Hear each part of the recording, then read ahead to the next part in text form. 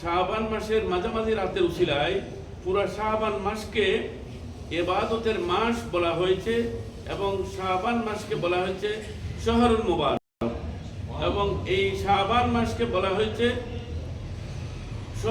শহরুল কুরআন, শহরুল তেলাওয়াতিল কুরআন, তেলাওয়াত কুরআন শরীফ তেলাওয়াতের মাস বলা হয়েছে।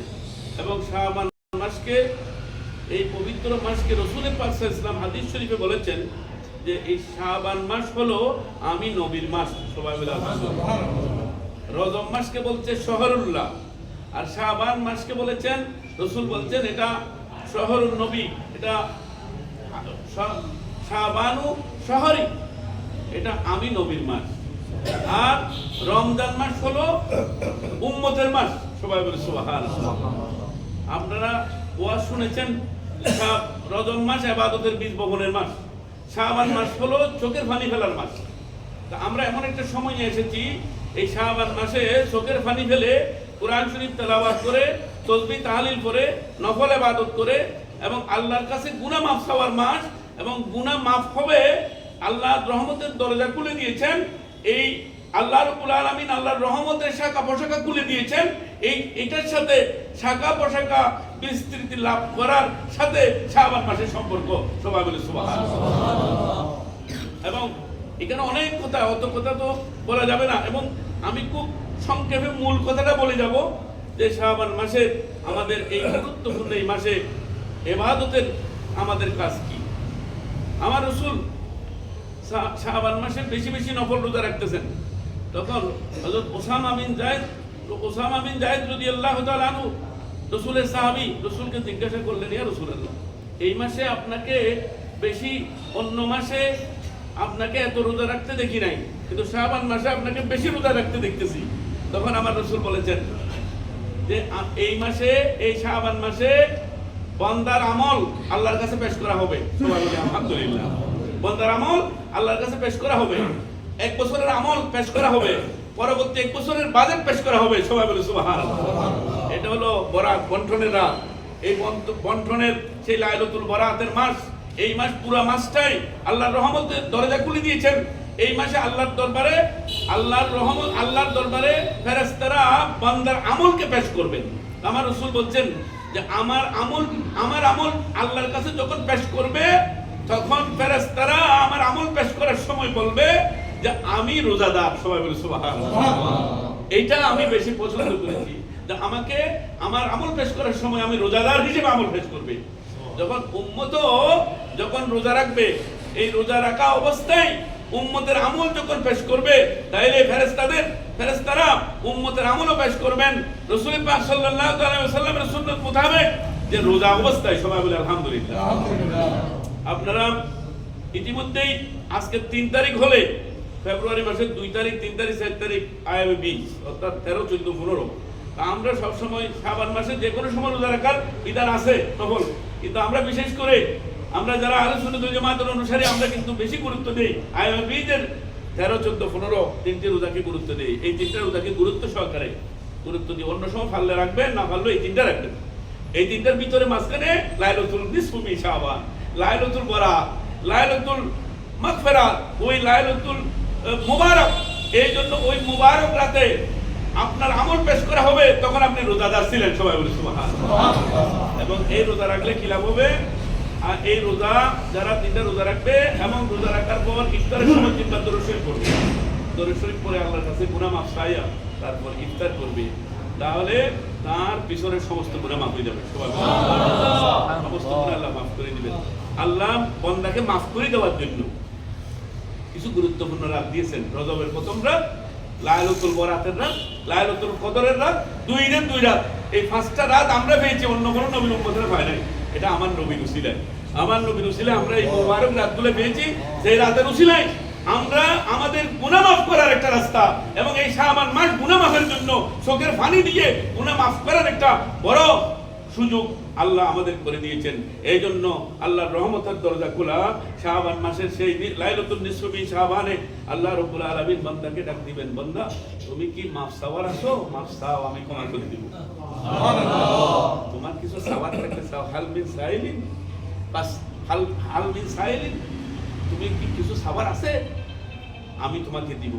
হালমিন মুস্তাগফিরিন, তোমার কি মাফ সাবার আছে, তুমি মাফ চাও, আমি তোমাকে ক্ষমা করে দিব। তোমার তওবা করার আছে, তুমি তওবা করো, আমি তোমাকে ক্ষমা করে দিব, তওবা কবুল করব। তোমার আরো কি কি লাগবে, কাজা কাজা, তোমার আরো কি কি লাগবে, তুমি চাও, আমি তোমাকে দিব। সবাই বলি সুবহানাল্লাহ। তাহলে এটা বড় ফজিলতের, এই ফজিলতের রাতের এবং এই শাবান মাসে যতটুকু সম্ভব কোরআন শরীফ তেলাওয়াত করবেন এবং জিকির আজকারে মজবুত থাকবেন এবং নফল নামাজ পড়ার জন্য চেষ্টা করবেন, নফল রোজা রাখার চেষ্টা করবেন। নফল রোজার, বিশেষ করে নফল নামাজ সব সময় আপনি পড়তে পারেন, এটা রাতে আপনি দিনে যে কোনো সময় সুযোগ পাইলে আপনি পড়বেন। বিশেষ করে লাইলাতুল বরাতের রাতে আপনি ওই রাতকে গুরুত্ব দিয়ে, ওটা যেহেতু গুরুত্বপূর্ণ রাত, ওই রাতে বিভিন্ন নিয়মে নামাজ পড়ার কথা দাওয়াত খায়রের আমাদের গাউসিয়া তরতিব নেসাবে, যাদের এই নেসাব আছে আপনারা দেখে সব নামাজগুলো পড়ার চেষ্টা করবেন। এবং আমি একদম সংক্ষেপে বলবো যে যারা সম্ভব হবে প্রথম রাকাতে সূরা ফাতিহার সাথে আয়াতুল কুরসি যাদের জানা আছে, একবার আয়াতুল কুরসি এবং 15 বার সূরা ইখলাস পড়ে এইভাবে 2 রাকাত করে যারা পারবেন পড়বেন। আর যারা দুর্বল মানুষ, এত কঠিন করে দাঁড়ানো সম্ভব নয়, কমপক্ষে সূরা কদর, ইন্না আনজালনাহু ফি লাইলাতুল কদর, এটা একবার, সূরা ইখলাস 3 বার, কমপক্ষে এইভাবে পড়বেন। এটাও কদরও যদি না পারেন, সূরা ইখলাস 3 বার দিয়া, সূরা ফাতিহার সাথে 3 বার সূরা ইখলাস দিয়ে এইভাবে নফল নামাজ যতটুকু পারেন। এটা মসজিদেও তো আমরা ইমাম সাহেবরা 12 রাকাত একটা নিয়ম করে পড়াই, এটা হলো যে একবারে না পড়ার থেকে কমপক্ষে 12 রাকাতের হলো পড়াই, কিন্তু আপনি সারা রাত পড়তে পারবেন, এখানে কোনো বাধা নেই। বা একদম হাত্তা মাতলাই ফজর, অর্থাৎ ফজর নামা পর্যন্ত, যত ফজরের আগ পর্যন্ত, ফজরের আজানের আগ পর্যন্ত আপনি সারা রাত ইবাদত, সারা দিন ইবাদত করার সুযোগ আছে। আপনি দিনে রোজা রাখবেন এবং আপনি রাতে ইবাদত বন্দেগী করবেন। আল্লাহ রাব্বুল আলামিন শাবান মাসের এই ইবাদত আমল আল্লাহ আমাদের সকলকে করার তৌফিক দান করুন, সবাই বলে আমিন। এবার একটা ওজিফা আছে, ওজিফাটা বলে আমরা আমার সাথে সাথে পড়েন, এই দোয়াটা একটু পড়বেন। বিসমিল্লাহির রহমানির রহিম। আস্তাগফিরুল্লাহাল عظيم الذي لا إله إلا هو الحي القيوم إليه توبة إليه توبة عبد ظالم لا يملك نفسه ضرا ولا نفعا ولا موتا ولا حياة ولا نشورا। যারা তরতিবি নেসাব আছে, এই কিতাব আমাদেরকে প্রশিক্ষণের সময় একবার দিয়ে দিয়েছে, তাফসীর, হাদিস এবং তরতিবি নেসাব সহ যা যা লাগবে সব ওখান থেকে আঞ্জুমান থেকে দিয়ে দিয়েছেন। এই জন্য আমাদের এগুলো আগে থাকলেও এখন আমরা যেটা দিয়েছেন এটা বরকতান, ওটা ব্যবহার করতেছি। আপনারাও যারা আমার হুজুর কিবলার দরবারের আমরা যারা মুরিদেরা যারা আছি, এই তরতিবি নেসাবটা সবাই কিনে নেবেন, এটা করে রাখবেন। এটা আপনার জন্য বড় অজিফা, এটা আপনার জন্য বড় অজিফা। এবং সবসময় তর্জমানের মধ্যে প্রশ্ন উত্তরের উত্তর আছে সবগুলা, প্রায় সবগুলা। প্রত্যেক মাসে একটা তর্জমান দিবেন এবং এই তরতিবি নেসাব থাকবে। এটা আপনার জন্য প্রতিনিয়ত পড়ার একটা বই এবং কিতাব, এইটাই আপনার জন্য বড় সম্পদ। এইটা যদি আপনি পড়েন, বাতিলরা আপনার কাছে আসতে পারবে না, ভয় হবে। এবং আল্লাহ রাব্বুল আলামিন আমাদেরকে শাবান মাসের ফজিলত বুঝার তৌফিক দান করুন, সবাই বলে আমিন। ফাযকুরুনি আযকুরকুম ওয়াশকুরুলি ওয়ালা তাকফুরুন। আপনি যদি আল্লাহকে, আল্লাহ বলছেন অতঃপর ফাযকুরুনি, তুমি যদি আমাকে স্মরণ করো, তুমি যদি আমাকে স্মরণ করো, আযকুরকুম, আমি তোমাকে স্মরণ করব। সুবহানাল্লাহ। তোমরা যখন আমাকে স্মরণ করবে, আল্লাহকে আমরা যদি স্মরণ করি, আল্লাহর জিকির আমরা করি, আল্লাহ আমাদের জিকির, আমাদের সম্মান বাড়িয়ে দিবেন। সবাই বলে সুবহানাল্লাহ। কিন্তু আল্লাহর নাশুকরি করা যাবে না, আল্লাহর নাশুকরি করা যাবে না, শুকরিয়া আদায় করতে হবে। আমরা যা পেয়েছি, আমরা যে গাউসিয়া কমিটি পেয়েছি, আমরা আঞ্জুমান পেয়েছি, আমরা জামিয়া পেয়েছি, আমরা দাওয়াত খায়ের পেয়েছি, এই সবগুলা শুকরিয়া আদায় করে শেষ করা যাবে? এই জন্য শুকরিয়া আদায় করতে হবে। শুকরিয়া মানে কি? শুকরিয়া হলো দাওয়াত খায়ের যেখানে আসুন কেন আপনি হাজির, আপনি মুরিদ, ওখানে হাজিরা দিতে হবে। আমি মাদ্রাসায় গেলে প্রিন্সিপাল, এখানে আসলে হুজুর কিবলার দরবারের গোলাম, মুআল্লিম নয়। যদিও আমাদেরকে মুআল্লিম বলা হচ্ছে, প্রশিক্ষণ দিয়ে আমাদেরকে দায়িত্ব দিয়েছেন, আমি মনে করি যে এটা আমি দরবারের গোলামিতে হুজুর কিবলা আমাকে কবুল করেছেন, এই জন্য আমি এই সুযোগ পেয়েছি। না হয় জেলা গাউসিয়া কমিটি আমাকে না পাঠাইলে এই সুযোগ আমার ছিল না, আর আমি যাওয়ার সুযোগও নেই। ওখানে একদম নির্দিষ্ট করা আগামীতে যাদেরকে ডাকবেন তারা যাইতে পারবেন। আগের মতো নাই, অনেক পদ্ধতি পরিবর্তন। এবং আমরা ভিডিও চলতেছে, ভিডিও এটা ওখানে পাঠাতে হবে। এবং পাশাপাশি আমাদের অ্যাপসের মাধ্যমে রিপোর্ট চলে যাবে। আবার লিখিত ফরম্যাট পূরণ করে আমাদেরকে মজলিসে আবার সেখানে ইস্তেমায় জমা দিতে হবে। গত 15 তারিখ ইস্তেমায় জমা দিয়ে সারা রাত কাদের হিসাব সহ সারা রাত খানকা শরীফে রাত্রে ছিলাম। এবং আবার 21শে রমজান ঠিক আমাদেরকে ইস্তেমায় সব রিপোর্ট 8 মজলিসের রিপোর্ট নিয়ে হাজির হতে হবে। আমাদেরকে একদম দৌড়ের উপর কাজের উপর আমাদেরকে রাখবেন, এইভাবেই চলবে। এবং আপনাদের গোলসিয়া কমিটির ভাইদের, তরিকত ভাইদের সহযোগিতা আমাদের একান্ত প্রয়োজন। আপনারা আমাদের সাথে সহযোগিতা না করলে আমরা সফল হতে পারবো না। এবং আমরা আপনাদের নিয়ে সফল হব। রাঙ্গামাটি জেলায় যেভাবে গৌসিয়তের ঝান্ডা যেভাবে উঠতেছে, দাওয়াতে খাইরের ঝান্ডাও সেইভাবে গ্রামে গঞ্জে সব জায়গায় ইনশাআল্লাহ এগিয়ে যাবে। সবাই বলে আলহামদুলিল্লাহ। আলহামদুলিল্লাহ। এবার জিকিরের ফজিলতের উপর দুটো কথা বলে আমি কথা শেষ করব। আমি ঠানফোন দিতেছি না যাতে তাড়াতাড়ি শেষ হয়ে যায়, এই জন্য।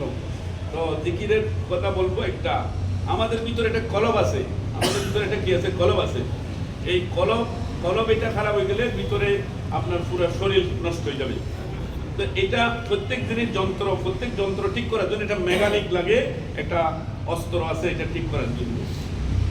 লোহা ঠিক হইলে এটারে, লোহা মরিচা ধরলে এটারে আগুনের দিয়া ফিরাইতে হয়, তারপর এটা ঠিক হয়। তো বলতেছেন হাদিস শরীফে আসছে যে শয়তান আর শয়তানু দাসিমুন আলা কলবে ইবনে আদমা ফাইজা যাকারাল্লাহু খানাসা ওয়া ইযা গাফালা ওয়াসওয়াসা। রাসূল পাক সাল্লাল্লাহু আলাইহি ওয়াসাল্লাম বলেছেন যে শয়তান যাইয়া মানুষের কলমের উপর যায় বসে, এখান থেকে চাবি লড়াই। কিন্তু বান্দা যখন আল্লাহ জিকির করে শয়তান পালিয়ে যায়। সবাই বলে সুবহানাল্লাহ। আর যখন বান্দা আবার অলসতা করে তখন শয়তান আসে আবার ওয়াসওয়াসা দেওয়া শুরু করে। যখন ফাইজা ওইজা গাফালা ওয়াসওয়াসা, আবার ওয়াসওয়াসা শুরু করে দিবে। আল্লাহ জিকিরের মধ্যে যখন বান্দা থাকবে, আল্লাহর ইবাদতের সাথে যখন থাকবে, তখন শয়তান ধোঁকা দিতে পারবে না। শয়তান সেখান থেকে চলে যাবে, শয়তান পালিয়ে যাবে। প্রত্যেক জিনিসকে ঠিক করার একটা জিনিস তো যন্ত্র অবশ্যই থাকবে। রাসূল পাক সাল্লাল্লাহু আলাইহি ওয়াসাল্লাম বলেছেন ইন্নাহু কানা ইয়াকুলু লিকুল্লি শাইইন সাকালাতুন ওয়া সাকালাতুল কুলুব যিকিরুল্লাহ। সবাই বলে সুবহানাল্লাহ। প্রত্যেক জিনিস নষ্ট হয়ে ঠিক করার একটা যন্ত্র অবশ্যই একটা যন্ত্র থাকবে, ওটা ঠিক করার জন্য। আর মানুষের কলব যখন নষ্ট হয়ে যাবে, এটা ঠিক করার জন্য আল্লাহর জিকির। সবাই বলে সুবহানাল্লাহ। মানুষের কলব ঠিক করার জন্য আল্লাহর জিকির। এই জন্য আপনি দেখেন আমাদের 11 শরীফ খতমে গৌসিয়ার মধ্যে জিকির আছে না নাই? আছে। এবং সব ইবাদত করার পর শেষে বলে যে জিকির, জিকির 300 বার জিকির, ওই 300 বার জিকির। আবার আমাদের তরিকত সবকের মধ্যে জিকির আছে না নাই? আছে। আমাদের কিন্তু সকালও জিকির আছে, রাত্রেও জিকির আছে। এই যে জিকিরের কাজ কি? জিকিরের কাজ হলো আপনাকে জীবিত রাখবে, আপনার কলব মুর্দা হবে না, আপনার কলব সবসময় জীবিত থাকবে। জীবিত রাখার জন্য আপনার কলব আল্লাহকে সবসময় ডাকার জন্য আপনার মধ্যে জিকির থাকবে। জিকির যখন মজবুত থাকবে, শয়তান আপনার কাছে আসতে পারবে না। সবাই বলে সুবহানাল্লাহ। আল্লাহ রাব্বুল আলামিন আমাদেরকে জিকিরের সাথে থাকার তৌফিক দান করুন। সবাই বলে আমিন। এবং লাইলাতুল বরাতে যদি কেউ দরুদ শরীফ যদি 3000 বার যদি দরুদ শরীফ, এটা হলো নবীর জিকির। এতক্ষণ বলছে আল্লাহর জিকির, আমার নবীর জিকির হলো দরুদ শরীফ। কেউ যদি শাবান মাসে পুরো মাসে 3000 বার দরুদ শরীফ পড়ে, আমার রাসূল বলছে যে তাকে আমি কিয়ামতের ময়দানে সুপারিশ দিব। সবাই বলে সুবহানাল্লাহ। আল্লাহ রাব্বুল আলামিন আমাদেরকে বোঝার তৌফিক দান করুন। সবাই বলে আমিন। মারহাবা ইয়া